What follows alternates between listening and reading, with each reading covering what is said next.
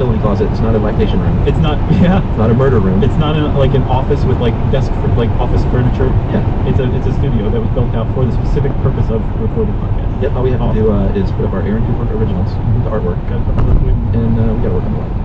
Yeah. Here's some China balls for us. Yeah, you keep pushing the China balls. So anyway, enough about that. We just wanted to say that we're excited to be in the office. That's so good. Yeah. Kudos for that intro. Yeah. I'm not going to say that I knew you were going to say that. Yeah, I was going to say that too. I knew that you were thinking of saying that, Chuck. Yes. ESP. Do you believe in ESP? No. Not at all? No. What do you think it is? Because surely, I mean, just about anyone could agree that humans have some sort of ability somehow to make good guesses or predict the future, or whatever you want to call it. Do you agree, or do you think it's strictly just us selectively paying attention to random instances? I think it's that, and yeah, and as we'll talk about, I think it's the just the nature of coincidence is going to happen. Because so many things happen every day that something is bound to seem like something you dreamed about the night before, or at some point in your life. Yeah.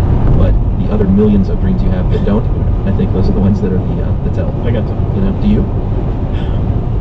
I don't know, like, I want to. I spent so many years of my life believing in stuff like that. Yeah. And wanting to go to Duke University to study at the parapsychology department. Did you really? Yeah, and believing in ghosts and all this. That's how I spent my childhood, just reading about stuff like that voraciously. So Ghostbusters really did a number on you. Yeah. Yeah, when that came along, I was like, this was made for me. Yeah. But as an adult, it's not so much that I believe in ESP, it's more that I refuse to just utterly disbelieve in the possibility of it. Sure. Okay. You know what I mean? Yeah, I got you there, because we don't know everything about everything yet. Right.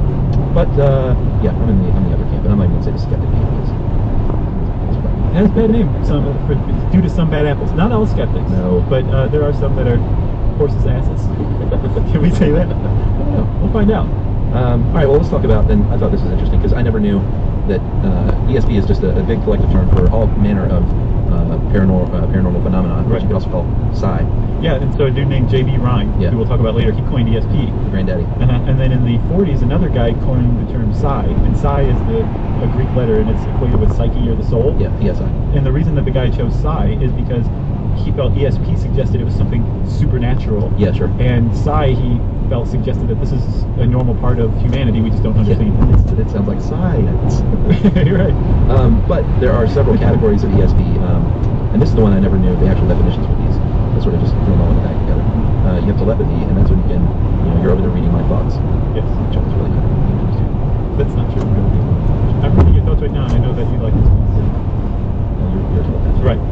Clairvoyance, which is the ability to see events or things, objects happening somewhere else at the same time. So, are you clairvoyant? I am. I'm seeing your couch right now, and I'm seeing it's not that comfy. Yeah. So you're not missing that much at the moment. I know. Somewhere Jonathan Strickland is waxing his head. His bald head. That's just a logical assumption. Then we have our precogs, precognition. That's when you see into the future. Retrocogs, retrocognition, when you see into the distant past. There's another, that's a widely accepted definition of retrocognition. Yeah. Like seeing, a cave, like Tuk Tuk running around with the dinosaurs like you do, which I guess never would have happened. Yeah. But there's another term for retrocognition, whereas something in the future affects something in the past. So a decision you make in the future affects your past. And, an example given is that you have a dream about a dinosaur. Now, let's say a spotted dog. Okay. And then the first thing the next morning you go outside to water your lawn and the same spotted dog or a similar spotted dog walks by. The idea isn't that that was very coincidental or that you had ESP in your dreams, but that you seeing that dog in the morning affected your dream the night before. Oh, okay. So that's another definition that's emerging for retrocognition. Gotcha. That's getting a lot of traction because of the stuff we're finding on the quantum scale. Just weirdness like that. All right, then you have your mediumship, and that's Miss Cleo, who can channel dead spirits. I forgot about her. And then you have how much money that woman grossed in the 90s. She didn't like that. I hope so. Yeah. I mean, she was working hard. She had a finite window of opportunity, and she worked that whole time. She didn't buy a sailboat and sail around the world after her first million, Like she worked. So you're not in the camp of she's taking people's money and taking advantage of people. I see that argument. Sure. For sure. I also see if people want to spend their money on that, they get something out of it. 100%. And then you have psychometry, which is the ability to read info about a person, place, touching the person or object, and that's what I call the dead zone. Right. Just walk in, people place his hands on them and see something. Man, I think we talked about it recently about how that movie holds up still. Yeah. That's such a good movie. Yeah, it really is good. Just walking. There's another one, Chuck, called telekinesis, which is Uri Geller stroking a spoon and it bending. Like being able to manipulate matter just using a light touch of your mind. But there isn't. Yeah, wasn't that from Matrix? All right, so basically, like you said, J.B. Ryan is the granddaddy of all this, and he actually started studying. I mean, he was a legitimate scientist. He wasn't some quack. And this was in the 1930s, where he started at Duke University studying parapsychology, basically. And he wasn't the first. He was one of the first laboratory experimenters in academia that really studied psi, right? Before him, probably about 40 or so years before him, William James and some of his pals at the Society for Psychical Research really laid the groundwork for applying the scientific method to the study of paranormal phenomena. Yeah. And they did two things. They outed frauds, like fraudulent mediums, like very famously Madame Blavatsky. But then they also investigated ones like, they approached them typically with like an open mind. Yeah. And if they found somebody that they just couldn't explain, they studied them. So they were studying each one with an open mind, and the ones they figured out were frauds, they outed as frauds. The ones they figured out couldn't quite explain, they sought to investigate scientifically rather than just saying, oh, they're frauds, no matter. Right. So that was the groundwork of the study of science. What was Madame Blavatsky's deal? Tony Allen Blavatsky? She was almost a cult leader. You could argue she was. She created it's called like theism, I think, which is it was almost a cult. It was a huge movement in the 19th century where like you go to like a seance and there was a medium there and they would channel like the spirits of the dead, relatives of people who were there holding hands in a circle and stuff like that. And she gained a lot of power and wealth and prestige until she was outed as a fraud. And I don't remember the it's theosophy, that's what it is, not theoism. Theoism has to do with Theo Huxtable. Did you see The Source Family, by the way, that documentary? No, I haven't. About the LA cult in the 70s? I saw the icon on it. I never clicked. Was it good? It's really good. And it's awesome, actually. I recommend everyone see it. It's one of those where like they interview a lot of them today, and they weren't like, they didn't commit suicide. Like everyone was like, oh, it's pretty great. Oh yeah? Yeah, they're all fine. They're all just a bunch of hippies still. They're out in LA? Yeah, right in Hollywood. There was one there was a documentary I saw about a cult in Miami. And they were like super fundamentalist Christian. Yeah. But they also were, the basis of their religion was formed on pot too. Well, that's what the Source Family was. I wonder if they were related. Well, it's the 70s. Yeah. There were a lot of cults like that. But did they turn into like huge pot dealers? No, I don't think so. This cult did. They had a band though, and called The Source? I can't remember the name. Is that cloud like having a right angle up there in the distance? Like it's straight like curved. Not it's curved more, but like a right angle. The band, but it's pretty interesting. It had transfer? Yeah, that was it. It's a really good documentary though. It's just funny to see all these people now. They're like, it was awesome. Yeah. Had a lot of sex and smoked a lot of weed. Yeah, that's kind of what nobody got hurt. These guys didn't seem to have a lot of sex though. They were like real like compartmentalized gender-wise, like male dominance and all that. They just smoked a ton of pot all the time, including their little kids. Like 4-year-olds smoking pot. Yeah, there was in the documentary. What's the name? I don't remember what. You had me up. You lost me there. I lost everybody there in that documentary. Yeah. All right. So back to this ESP thing. J.B. Ryan. Yeah, J.B. Ryan. Well, basically, there's a lot of different outlooks on what ESP might be. Some people think that everyone's got it, but some people it just pops up every now and then. Like I might have a dream that comes true or whatever. Other people think that only certain people have it, the gift, as they say, right? And that they have to be in this special mental state to access it. The shinning. The shitting. And then other folks say that everyone has that potential, but some people are just like in tune with it, and some people aren't. Right.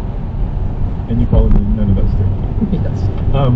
So we'll talk a little more about some ideas of what ESP is right after this.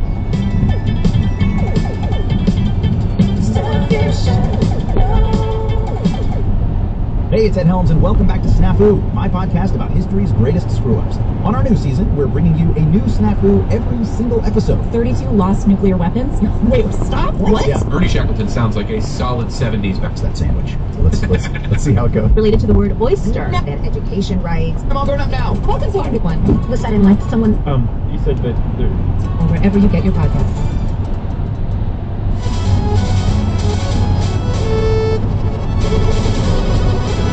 So Chuck, you said that basically how people see ESP is either everyone has it, some people have it, or no one has it, basically.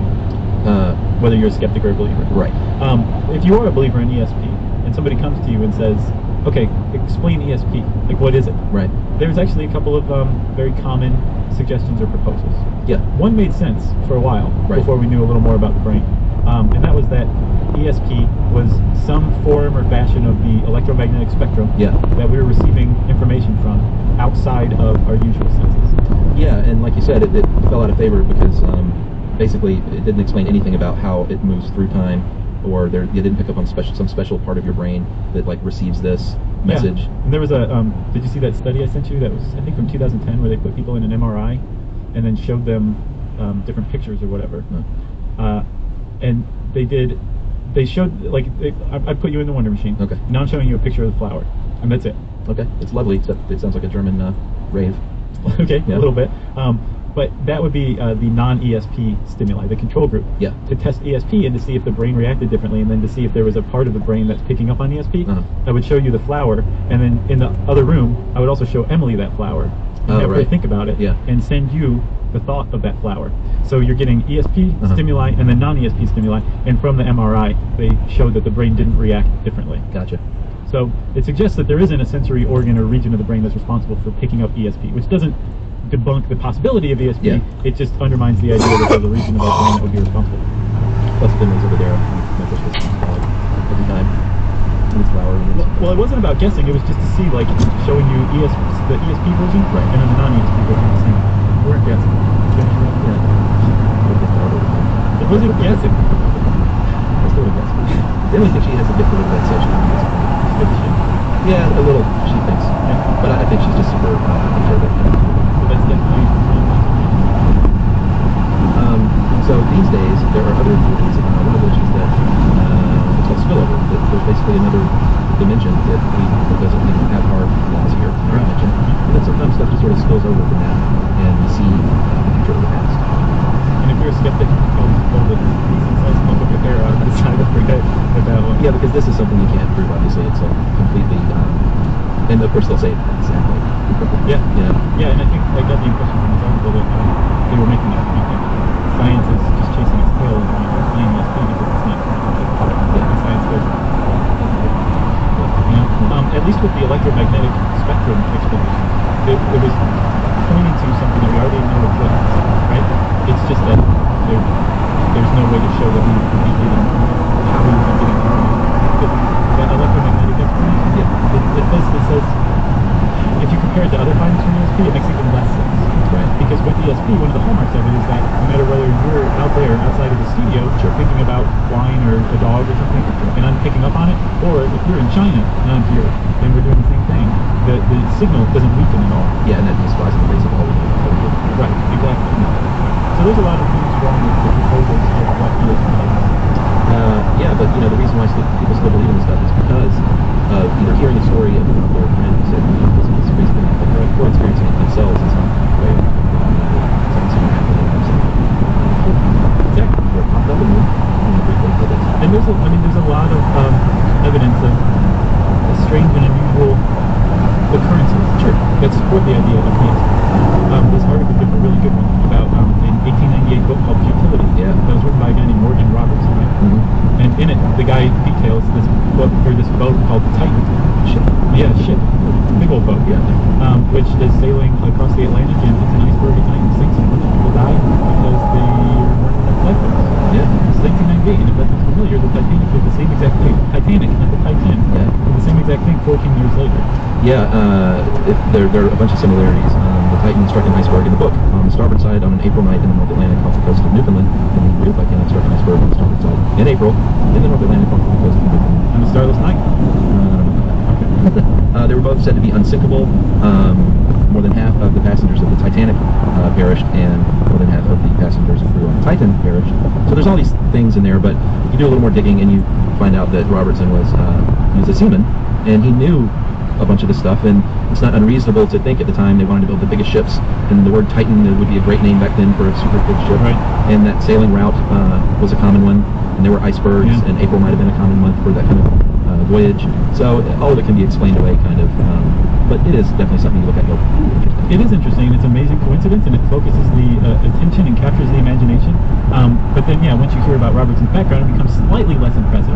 So then, kind of over the years, that little kernel got erased, and added to it was that this idea for this book came to him in a trance, which bolsters the ESP. Yeah, is that true, or is that just been added. I'm sure it was added over the years. Okay. Which is a big problem with this kind of anecdotal evidence, is Right. that, you know, it gets embellished and Urban flourishes legendized. added. Yeah, exactly. And it's not enough that this is a really interesting, unique Right. circumstance or coincidence or whatever. So there has to be this extra layer of proof, like it came to him in a trance. Come on. Yeah. So back to Ryan, he did some, like I said, in the 1930s, he started studying this stuff with one of my favorite inventions by his colleague Carl Zinner. Of course, if you've seen Ghostbusters, he was using a version of Zinner cards. The shapes weren't all exact. I think there was one that was different in Ghostbusters, but the original Zinner cards were it was a deck of 25 plain white cards with each of them had one of 5 symbols: a circle, the plus sign, a square, a star, a 5-point star, and the 3 wavy lines. Like water, a river. Is that what that is? Maybe. Okay. And the idea is that just like in Ghostbusters, you hold it up and ask the, not showing them the card, obviously, not the symbol, and say, what do you see? And they say what they see, and then you report after the deck how many they got right. Right, but the person holding the card is supposed to be thinking about what they're seeing. Sure. So that the other person, the target, the receiver, can pick it up telepathically. Yeah, and they have these online. I took the test yesterday, and I went through the 25 deck, and I only got 6 out of 25, and at the end it just said, you are not a psychic. Oh, really? Yeah, I thought it was kind of funny. Statistically speaking, for just one trial, that is more than chance. You did better than chance, so maybe you do have a touch. 6 of, what would chance be, I guess? Chance would be, if there's 5 different ones. It'd be 20%? And so this was 6 of 24 would be, is it 25%? No, that's No, that's less. Yeah. No. You did 6 of 24? You did 24 or 25? 25. So 5 of 25 would be chance. Okay, so I got one more? Yeah. Well, and I think like 3 of the first 8 or so, or 6 I got, and I was like, oh, I've got the gift. Right. But I didn't know, like, it's randomly generated, and so it's not like someone was on the other side thinking of that card. So I was like, what do I do? I was like, I'm just guessing. So that brings up some interesting stuff. Like there's evidence that when a machine is involved, there is no telepathy. There would only be clairvoyance, right? Yeah. So, I mean, if telepathy is you picking up what's in someone else's mind, and the computer is mindless, then you shouldn't be able, what you were saying, like you should not be able to know what Zenner card it's going to pick next, right? But there have been investigations using computers and using machines that show, above chance, that there is some sort of weird interaction. Like a random number generators? Yes. Yeah. So Princeton University has a department called the Princeton Engineering Anomalies Research Department, PAIR, right? And PAIR has been doing studies for a couple of decades. They've done millions of trials. Yeah. And basically they'll say this is a random number generator, or this machine operates randomly, or whatever. We want you to think of a number, and we want to see if you can influence the numbers that this computer spits out. Oh, so you're thinking of the number of the computer. Okay. That makes like sense. the human is trying to affect the output, the behavior of the computer.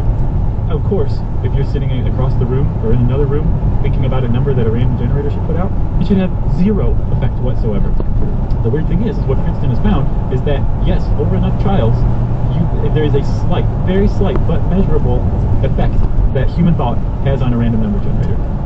It's on Princeton's website, and this is stuff that is apparently accepted in the scientific community, that the trials that they are running are so widespread and so repeatable and have been done so many times that the data that they're coming up with is significant. Well, Ryan, with his intercard experiments in the 30s, did find that some people got what they thought were pretty impressive results. Like, a few, I can't remember their names, but Hubert Pierce. Was he one of them? He was the one. Well, what was his percentage? He had one where he got, remember how you got 3 in a row and you were like, oh my god. Yeah. He got 25 in a row once. What? 25.